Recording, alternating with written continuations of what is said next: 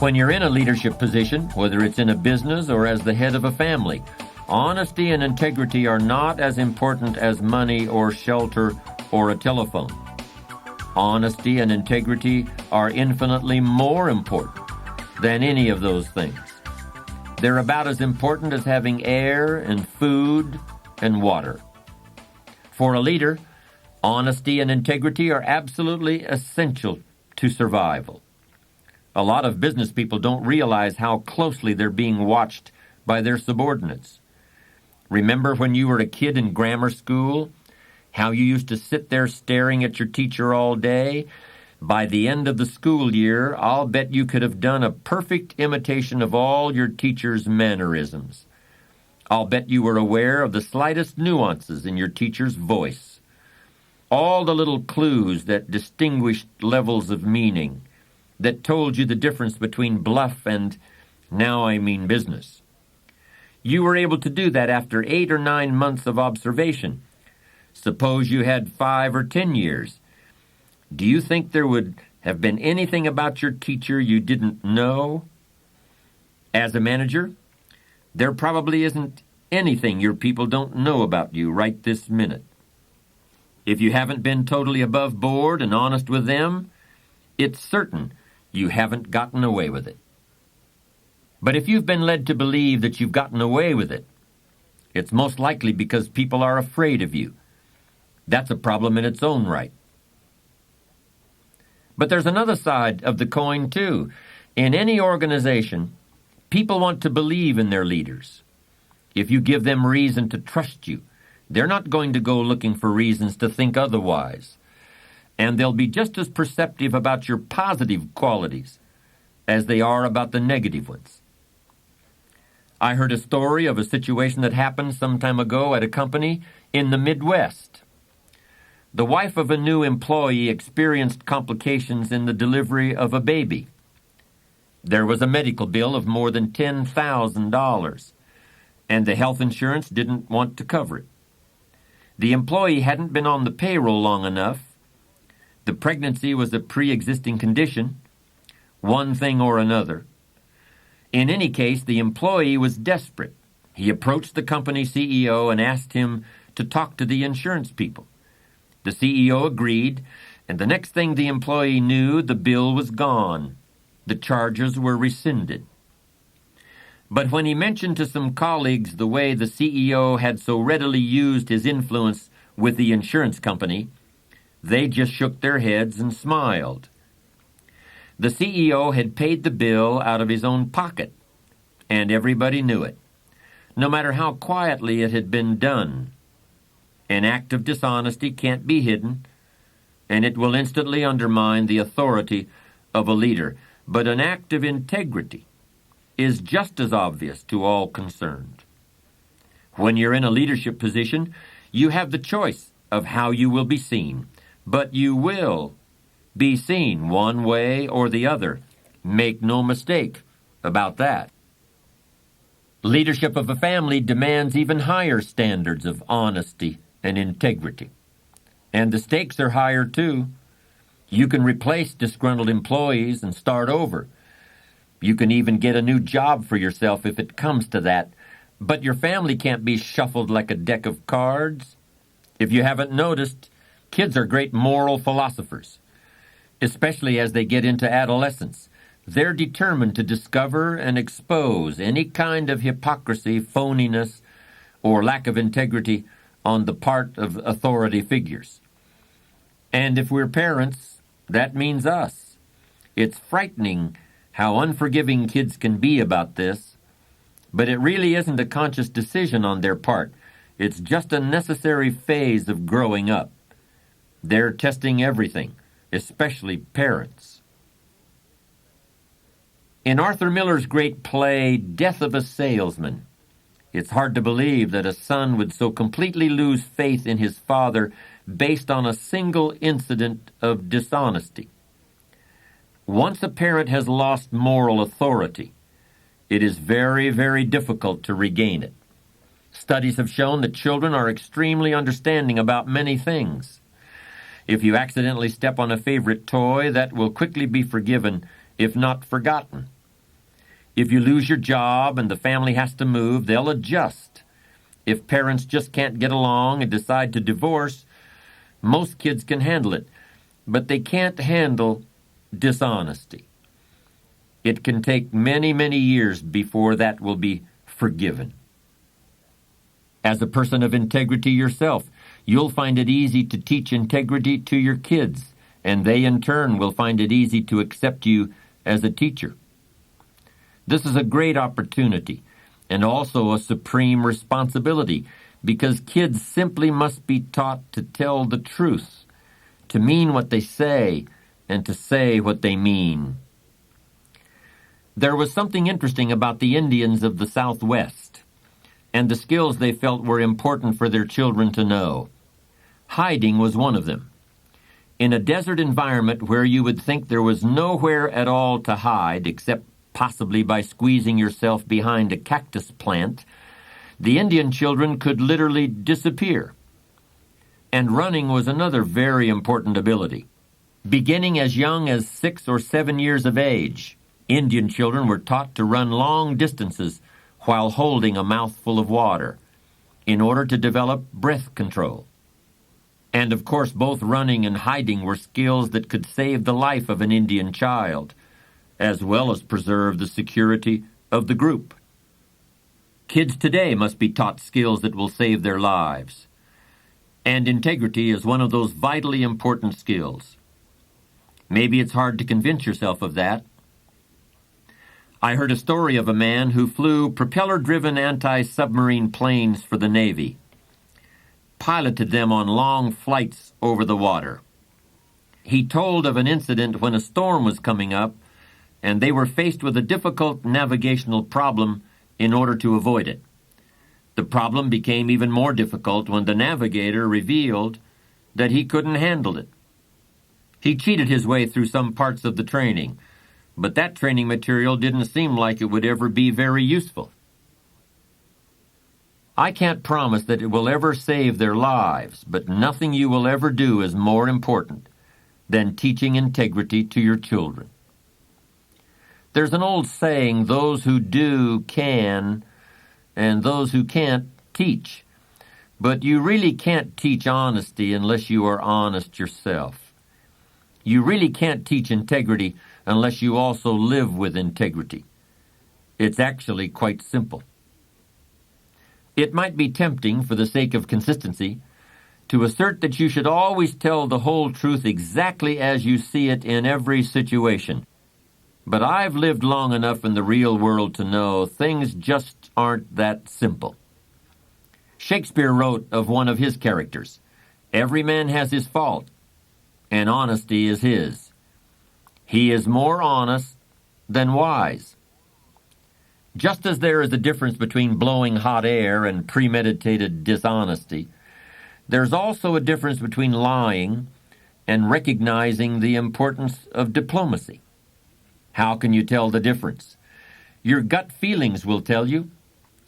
By the time we reach adulthood, I think most of us have extremely accurate ethical barometers built into our heads and hearts.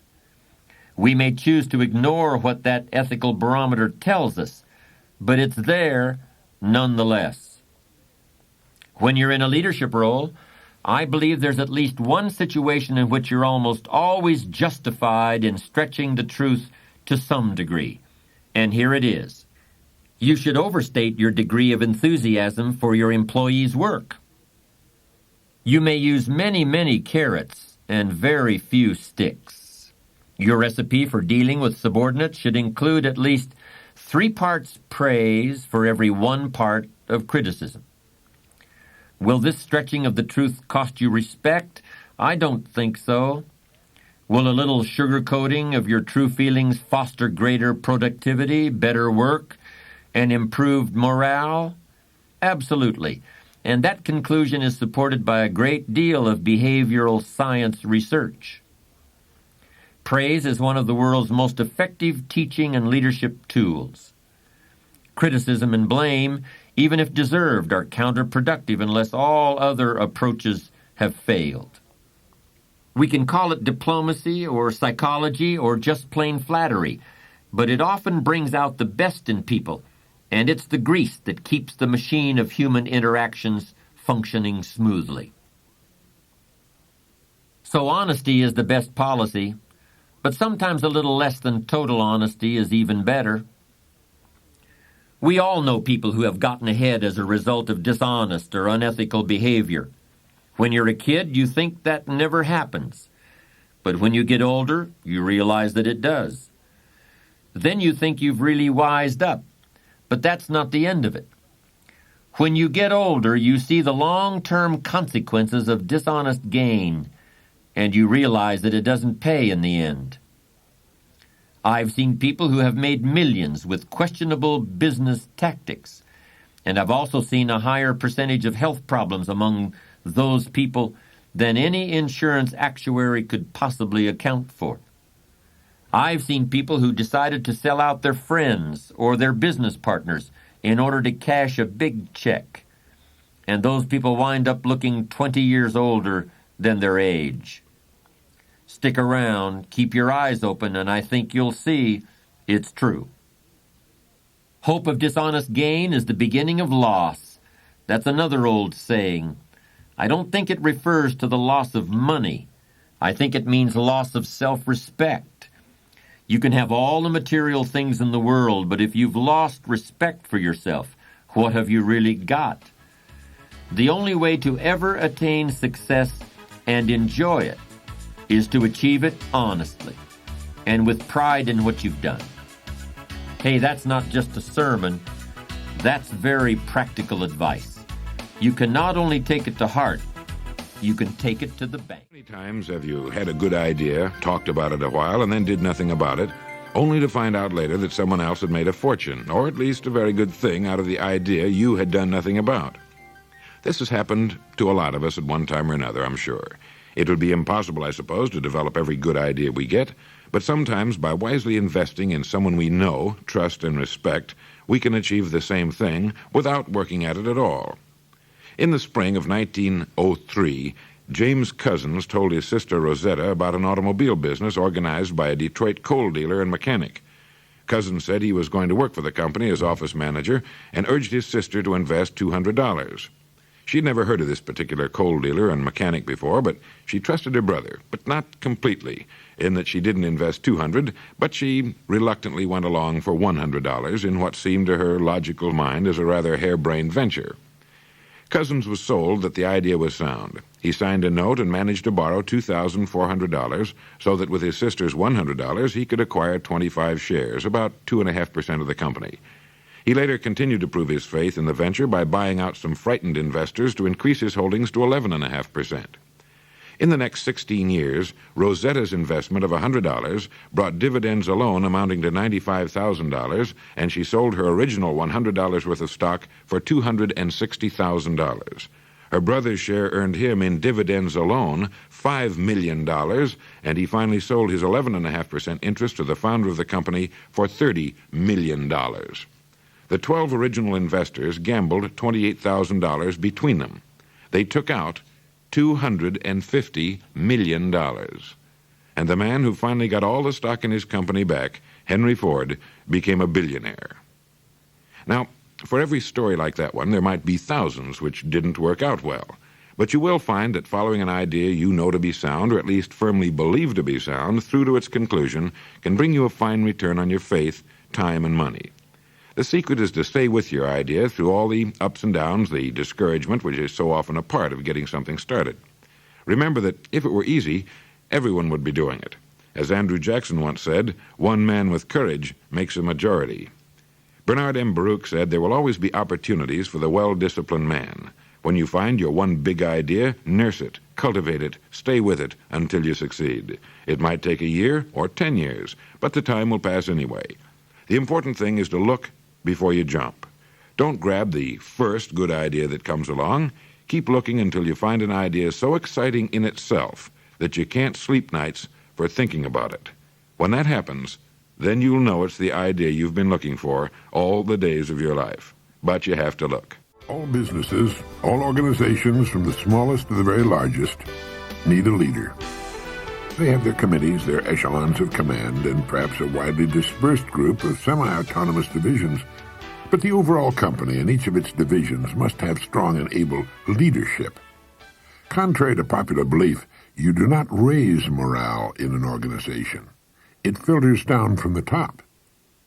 The attitudes of the people working in any organization will always reflect the attitude of the leader, and finally, this leader will always be found to be just one person. The man or woman on the white horse. I'm sure you're aware that even the largest and oldest companies with many thousands of employees and hundreds of management people will, when they find themselves in trouble or not doing as well as they should, seek out one person and place him or her in the position of final authority. The whole company, the board of directors, and perhaps thousands of stockholders all look to this one person for leadership and success. Wherever you find a successful, going concern, whether it's a gas station, a supermarket, a school club, PTA, or a well-organized home, you'll find behind its success an outstanding leader. This is the most valuable person in society. In industry, he or she makes the wheels turn, the entire economy work. This is the person who's been responsible for the growth of nations and their position in the world. The employer of millions, the dreamer, the planner, and a clock to him or her is something that other people watch. You'll find this person working early and late, and when not working, he or she is usually thinking and planning. Way back during the Depression of the 1930s, the phrase most often heard by employers was, "I'll do anything. Just give me a job." Millions were unemployed. Thousands of business firms had closed their doors, and outside employment offices long lines of people stood waiting for any kind of work. It was during this time in Long Beach, California, crowded to overflowing with thousands who had migrated there looking for work, when there wasn't enough work to go around for the permanent residents, it seemed, that a friend of mine made an interesting discovery. He found that he could go to work almost anywhere he chose. Now, amazing as this may sound, it was absolutely true. It dawned upon him one day that the business establishments of various kinds were just as anxious to succeed as were the people looking for work. The owners and managers of these businesses were worried and concerned over the hard times which had descended upon the country, and a great many of them were looking for someone to come to their aid, the person who would somehow show up and solve their business problems. But all they heard was people asking for work and saying, "I'll do anything." These people were asking for a paycheck from a company which was very likely teetering on the brink of financial ruin itself. And so signs appeared in windows all over the land reading, "No help wanted." This was a negative form of advertising, and while it kept the plaintive hordes away from the door, it also hurt business. Well, this friend of mine decided to become a part of the solution instead of a part of the problem. And his method was simple, and it worked like a charm. He selected the kind of business he felt he would like to work in, and in which he could build a career. He then devoted a month to finding out all he could about that particular business. He talked to other people in the same line. He heard their problems and what they felt was wrong. He talked for hours, asking questions, probing about what they felt was needed, and so on. He went to the public library and read everything he could find on that industry. And then he began to think of ways and means by which this business might be improved. When he was ready and finally made his call on the company for which he had decided to work, instead of asking for a job, he said to the boss something like this: "I believe I know of several ways in which your business can be greatly increased, and I'd like to talk to you about them."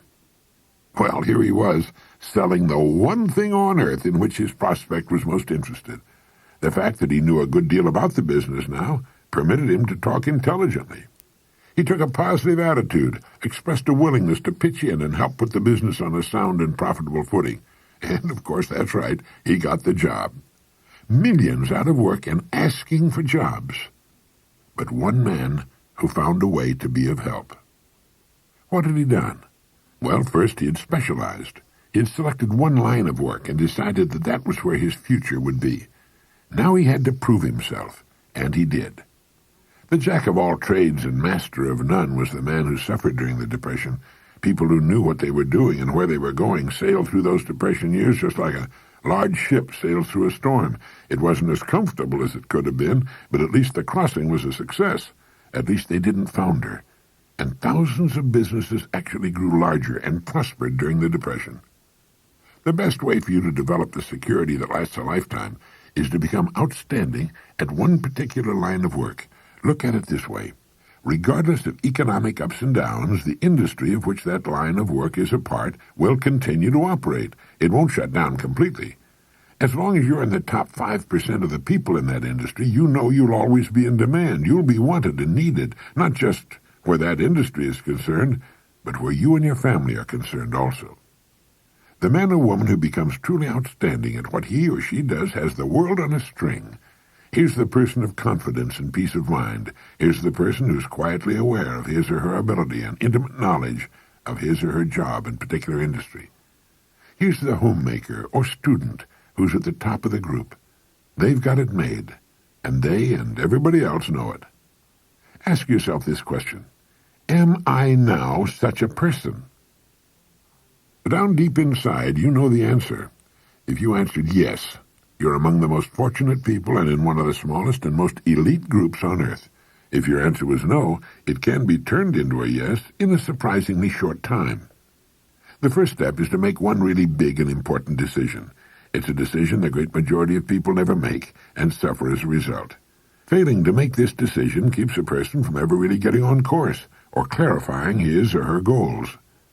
If you make the decision I'm now going to recommend, you can take a deep breath, give a comfortable sigh of relief, fix your eyes firmly upon your target, and go to work relaxed, comfortable, and sure in the knowledge that the success you seek will be yours.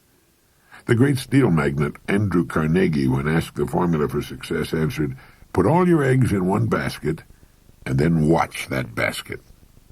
Let's be frankly realistic. Who gets laid off work during an economic slump? Well, what gets thrown over the side when a ship is in danger of going down? Everything not absolutely essential to the operation of the vessel and the safety of its passengers. And it's the same with a business or any other organization. It has to be that way. Anyone who will be honest with himself or herself realizes that he or she has been happiest and most satisfied after having successfully completed a difficult job. A leader is a person who can help and lead others. It's the conscientious mother who wants her children to grow up knowing the rules for success and happiness. It's the father who shows by example that any job worth doing is worth doing well. It's the student who studies to learn, not just to get a grade, who has a mind of his or her own and sets the pace for his or her fellow students. It's the farmer whose farm sets an example in his area, and the small businessman or woman whose business continues to grow and prosper with the passing years. It's the employee who has the good sense to realize that one gets most out of any job by giving loyalty and dedication to the firm that pays his or her wages. A leader is any person who realizes the importance of becoming a bigger and better person with the passing of every day, week, and month. A leader takes the responsibility of his or her own growth, a planner, a thinker, a doer. Each of us can become such a leader in our own area of activity. It's not difficult, and in the long run it's easier for us and on us than what at first may appear to be the easier of two courses.